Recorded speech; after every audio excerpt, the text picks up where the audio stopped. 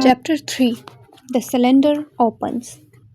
I found a little crowd of perhaps 20 people surrounding the huge hall in which the cylinder lay. Henderson and Ogilvy were not there. There were 4 or 5 boys, a couple of cyclists, a gardener, and a girl. There was very little talking. Few people in England had anything but the weirdest astronomical ideas in those days.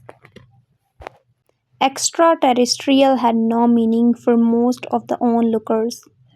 I was quite clear in my mind that the thing had come all the way from planet Mars, but I did not want to believe that it contained any living creature. As nothing happened till 11, I walked back to my home in Maybury. In the afternoon, the appearance of the common had changed. The early edition of the evening papers had startled London with enormous headlines. A message received from Mars. Remarkable story from walk-in.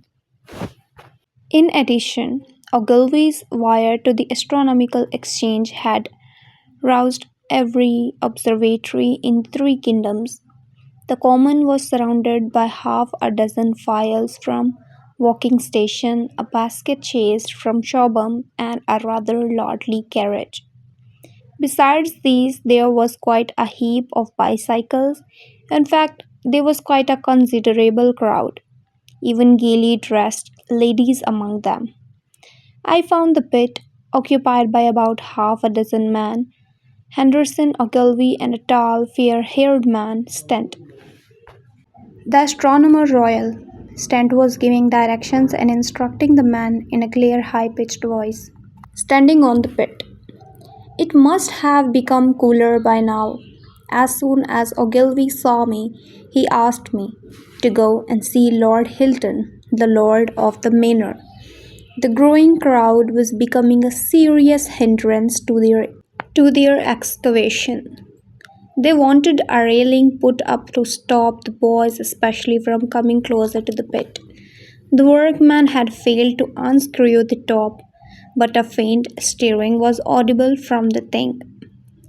I did not find Lord Hilton at home, but I was told he was expected from London by the 6 o'clock train. I walked to the station to waylay him. When I returned to the common, the sun was setting. The crowd had increased in number. As I drew nearer, I heard Stan's voice. Keep back, keep back. I went into the crowd. 200 or 300 people were elbowing and jostling each other. I elbowed my way through. I say, said Ogilvy, help keep these idiots back. We don't know what's in the confounded thing. You know, the end of the cylinder was being screwed out from within. The lid of the cylinder fell upon the gravel with a strange ringing noise. I turned my head towards the thing, almost expecting to see a man emerge out of it. But looking, I saw something greyish with billowy movements, one above another, and then 2 luminous disc-like eyes.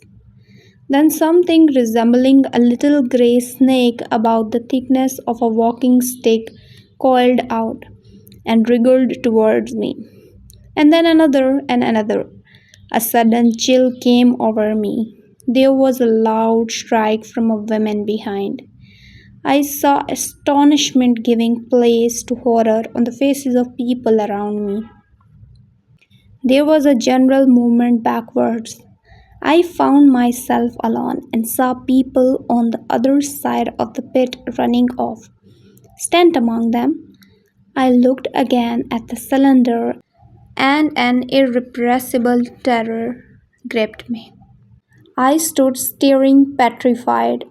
A big greyish rounded bulk, the size perhaps of a bear, was rising slowly and painfully out of the cylinder. It shone like wet leather in the light. 2 large, dark-colored eyes were regarding me steadfastly. The head of the thing was rounded and had, as one might put it, a face. There was a big mouth under the eyes. The lipless brim trembled and dropped saliva. The whole creature heaved and breathed convulsively. Those who have never seen a living Martian can scarcely imagine the strange horror of its appearance. The peculiar V shaped mouth, the absence of brows, the absence of a chin beneath the lower lip, the continuous quivering of its mouth, the heavy breathing due to the greater gravity of the earth was terrifying. The creature was at once vital, intense, inhuman, crippled, and monstrous. The extraordinary intensity of its immense eyes, the clumsy deliberations of the tedious movements, filled me with fright and revulsion. Even at this first encounter, this first glimpse, I was overcome with dread and disgust. Suddenly the monster vanished. It had toppled over the brim of the cylinder and fallen into the pit, with a thud like the fall of a great mass of leather. I heard it give a peculiar thick cry, and immediately another of these creatures appeared darkly in the deep shadow of the opening. I turned and running madly made for the first group of trees to save myself from danger. When I looked from behind the trees, I saw the stand pits dotted with people standing like myself in half fascinated terror. To my horror, the head of the creature that had fallen in appeared as a little black object against the hot sky. Suddenly, he seemed to have vanished with a shriek.